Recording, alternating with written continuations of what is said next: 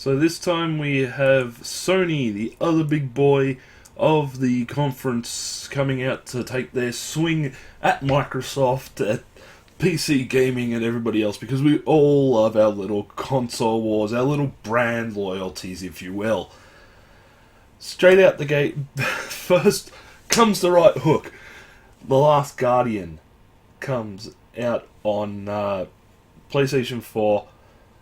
Big shock to see this. Was not expecting it in any way, shape or form. It's been at least 6 years since we've seen this title, and all of a sudden, boom, it's just come out of nowhere. But minds were blown, like everybody was just freaking out when they saw this. Me personally, I sort of sat back and went, okay, we're getting this game? They throw up a release date of 2016, but it could be delayed much longer than that. It could be 2017, 2018, 2020. Hell, we could probably get Half-Life 3 before we get The Last Guardian with the way these things go.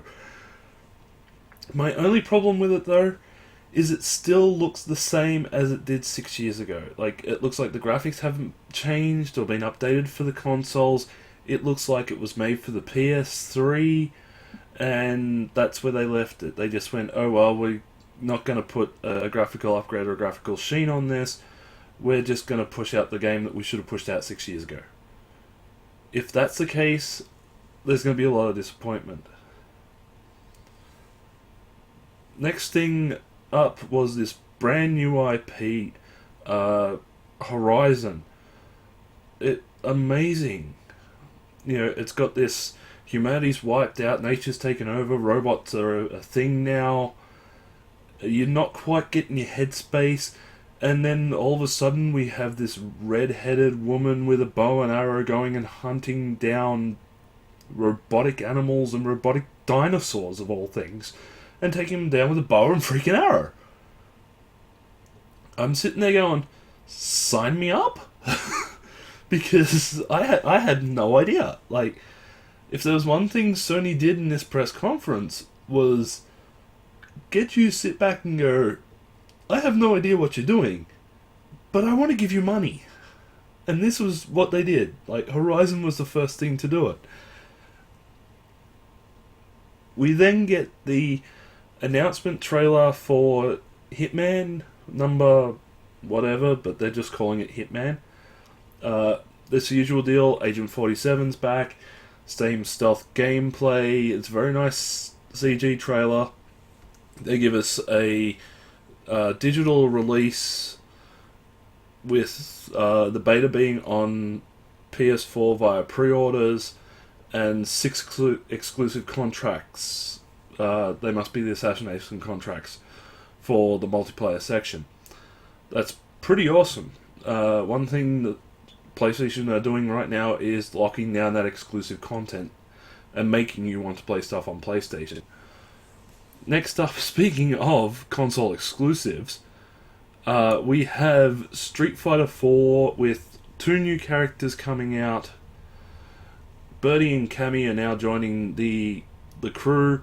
The beta will be first on PlayStation 4, and as I mentioned, it's console exclusive, so it is on PS4 and PC. It will not be on Xbox One. My problem, where's my Akuma? I want to play as Akuma. That's my boy. That's what I like to play.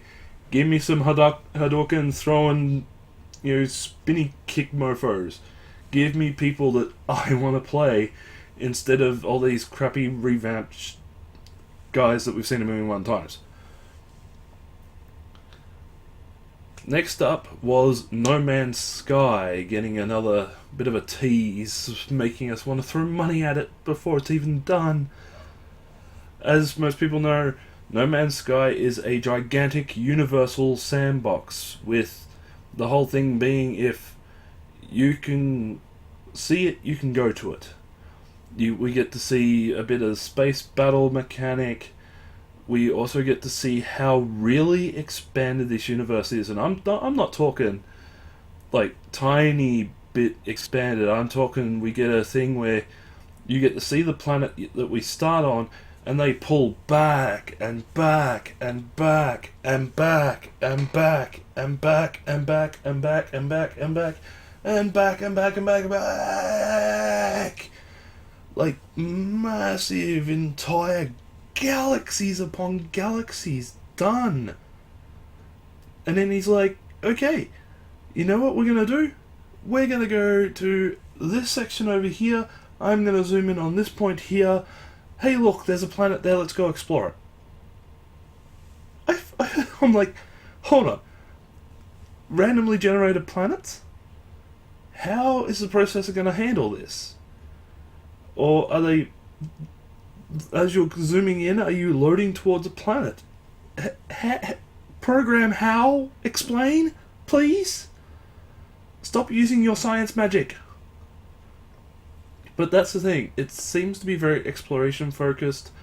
I want to know, where is the story? I like a good exploration game, but I want something that's going to fuel the reasons to do this. Show me that there's some empire or something. Give me a Star Wars style plotline. Give me something besides, hey, here's a planet in this spot. We're going to go to it and explore. I want more than that. I want a driven story. I want characters. Give me something more than just the exploration aspect of this game. Speaking of things that don't have a game, we get to see Dream. Now, it's by Media Molecule. They're great imaginative guys. Probably some of the most imaginative people I've seen in a long time in the video games industry. But basically they gave us a weird movie maker with claymation dolls and all that stuff. Again, where's the game?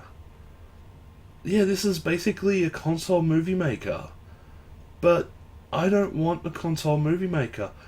I want a game. Show me the game in this thing, please. I want a game, for fuck's sake. We do roll back into the games a little bit with Firewatch. Now, open world, very artistic. It has a turtle. And that's about all we really know. Like, it's got something to do with you're a Firewatch tower person, you're communicating with some woman on your little CB radio, and that's it. We don't know anything else about anything. But it looks intriguing. I don't know what's going on, but I want to put money towards it. Again, Sony playing that, you know, here's something that looks interesting, we're not telling you a whole lot, but we're going to make you want to put money down on it. Nah! So we follow into that with Assassin's Creed Syndicate. This is the London in the 1800s. Blimey, fish and chip, pork and eel pie, London. Bowler hats, monocles, the whole 9 yards. They do showcase in this particular trailer the female character and how much she does stealth, while her male brother narrates over the top about how he's more of a fighter, she's more stealth. So it makes me wonder if we're going to get to choose between the two, or whether it's going to be a combined story where we have to play as both. I'm sure Ubisoft will let us know more when they get around to talking about it at a later date or at their press conference. Next up, we get some of the more interesting and some of the more punchier stuff of the evening that everybody's already covered, but hell, I'm going to cover it here as well. World of Final Fantasy comes up first. This has a very chibi look. There's not much known about it. Supposedly there's a lot of old characters that show up. It reminds me of a more advanced version of Final Fantasy Record Keeper on iOS, which I'm currently playing the hell out of. And if that's what we're pretty much getting, is like a bridge trump through the Final Fantasy universe, sign me up. especially if it doesn't have reliance on timers and microtransactions that the iOS game does. I'd rather shell out for a full game and actually get it. So, yeah. Then they hit us out of left field. And this is the one that everybody's talked about. Final Fantasy Remake. This was what they did as a tech demo for the PlayStation 3 to give us an idea of the PlayStation 3's power. Now we're supposedly getting the game on the PlayStation 4, now that it's something that can handle those graphics and has enough storage space, processing power, etc, etc, etc. Oh my god! Talk about freakouts! Like, listen to this! I know, right? You hear the change that people have just gone, oh yeah, it's Final Fantasy 7. Yeah, it's probably another tech demo. Wait a minute. Remake. Holy shit! Yeah. I'm hyped for this. It's Final Fantasy 7. I know a bit more information has come out by the time this video hits the net about how it's not going to be a 100% complete, retelling of everything, which is great, if you're going to change and develop story arcs and characters and stuff that were left out of the original. Go for it. Don't care. Throw it on 15 fucking Blu-rays for all I give a shit. Just gimme, mine, gimme. I'm hype. I'm hype. I want it. Money. If I had money in this thing right now, be yours. Nah! Final Fantasy 7 Remake. Finally! Then they decided to calm us down a little bit with showing off a couple of digital Revolver, I think it was. I can't remember the name of the company, which is really bad because I actually deal with this company. They showed off a couple of their games, one of them being Ronin, which I have on PC and do plan to review very, very shortly. So, yeah, keep an eye out. These guys actually do really good pixel work. So, if you see Ronin from what I've played so far, pretty good game. Give it a roll, especially if it pops up on the PlayStation 4. Go for it. Then we get an uppercut. Again, this is what Sony is like, here's the right hook, here's the punch to the gut, here's the uppercut to your face. We got the launch of the Shenmue 3 Kickstarter. Another game that we thought would never happen in our lifetime is getting done. And by getting done, I'm talking they wanted $2 million on Kickstarter to make this game a reality. They currently have this much. Yeah, that's a lot of money, isn't it? That's a lot of money, and they were asking for $2 million. And I can tell you now, because I was watching this, from the second they announced it, I went straight to the page, I watched the thing tick over. 8 hours to hit 2 million. 8 hours to hit 2 million. That's just mind-blowing. So we're getting Shenmue 3, people. That's going to make a lot of people very, very happy. Speaking about making people happy, Batman! Yeah, Batman's on his way. I know that the Batman game is due probably less than 5 days from when this video pops up on YouTube, but they gave us a sample of the Scarecrow exclusive missions that are coming with the PlayStation 4. Now, never fear, I'm getting the game. I'm getting it on release date. I'm probably going to go to the midnight launch. I have something planned for the midnight launch. I've just got to make sure I have the money to get all the bits and pieces together. But you'll get the review here. I'm guaranteeing it. It'll be probably one of my next 2 reviews. Guaranteed. So after Batman, we get a little bit more of what Sony is doing with Morpheus. cool. It's a VR experience. You compare this to Microsoft's HoloLens. I'm sorry, Morpheus doesn't hold a candle to it, so I'm not going to get into it. HoloLens just blows all this stuff out of the water. Sorry, Sony, you've lost already. Don't bother putting this thing out. Speaking of things that don't need to be put out, PlayStation Vue. It's another streaming service. Who cares?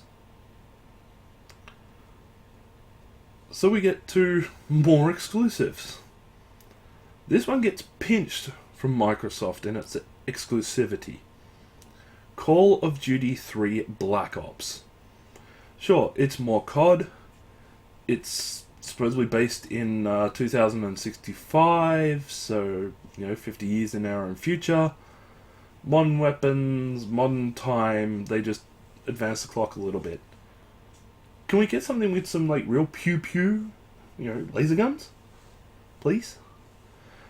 Supposedly, we're getting exclusive map packs first. That's the exclusivity agreement between Sony and Activision. So instead of Microsoft getting it all first, Sony's getting it all first. Cool, that means we're going to have all the COD boys buying up our consoles. Sure, whatever. Beta comes out in August, exclusively if you pre-order the game. Congratulations. We're still not done. Disney Infinity 3.0 is getting a special set for the PlayStation 4 based around Star Wars. Again, pretty cool. I'm not a big fan of these things. I own 3 Amiibo. I own 0 Skylanders. I own 0 Disney Infinity. I know Activision's not going to send me one to play or to review or something, so I have 0 interest. To be honest, the one that actually interests me more is Lego Dimensions. If it wasn't for the $170 entry price point for that, I'd be all over it. Speaking of things I'd be all over, Star Wars Battlefront. We get a look at Mission in this, and my god, this game looks awesome. Any criticism I had of this in the beginning, gone. I am looking forward to when the EA sends this to me, hopefully. Fingers crossed for review. If not, I'll still go out and buy it. That's how good this thing is. I'm hyped for it, but after Final Fantasy VII, all my hypeness is not here. All I'm going to say is EA press conference. It has way more info. I go into more detail there. We finished up the night with the Uncharted 4 demo, which gets off to a rocky start where they need to actually reboot the demo because the PlayStation 4 controller that they're using for that particular console was used previously and it wasn't synced up to the extra console. So they had to quickly, reboot the demo so the controller would work. But hey, it adds to the realism, which is great. In E3, we have this issue where games look too scripted, too perfect. The people playing them are doing too well. To see a mistake like that shows that this is a proper playable demo that people can get their hands on and play. Other than that, it's the typical Uncharted stuff. Looks really good. It's Tomb Raider with a male lead. Things going explosions and destroying all around. Big elaborate set pieces looking absolutely gorgeous like something out of a movie. Chase scenes, bullets, explosions. It's just more and more Uncharted. Which, those who like Uncharted, they're going to love it. Uncharted isn't my bag. I'm staying away. So, at the end of it all, how did Sony do? When it comes to exclusive content, Sony nailed it. Seriously, they nailed this out of the park. To be honest, they weren't really going up against much. Halo, Forza, Gears of War. Okay. They turned around, and they went, you know what, we might not have the first party stuff to combat Microsoft, but they have the third party exclusive content that you want to play on the PlayStation 4. I don't know about you, but when it comes to the exclusive content stuff, I'm more interested in getting my hands on that. Like the Scarecrow missions in Batman Arkham Knight. You're not getting that on Xbox, at least not for quite a while. But we get it straight away on PlayStation. It was like the Joker stuff in the original Arkham Asylum. That took forever to come to Xbox. So, exclusive content wise, Sony hit it out of the park. People are still hyped days later about Final Fantasy VII. And sure, the haters have come out in droves, but that's the way people want to be. So, yeah, hardware-wise, not so good. The Morpheus and PlayStation Vue don't hold a candle to Microsoft's announcements of the backwards compatibility with 360 games and what the HoloLens can do. But when it comes to games, which is what you want on your console, PlayStation hit it out of the park. Last Guardian, Shenmue 3, Street Fighter 5, Final Fantasy 7, Call of Duty Black Ops. Exclusive. That's why people buy consoles.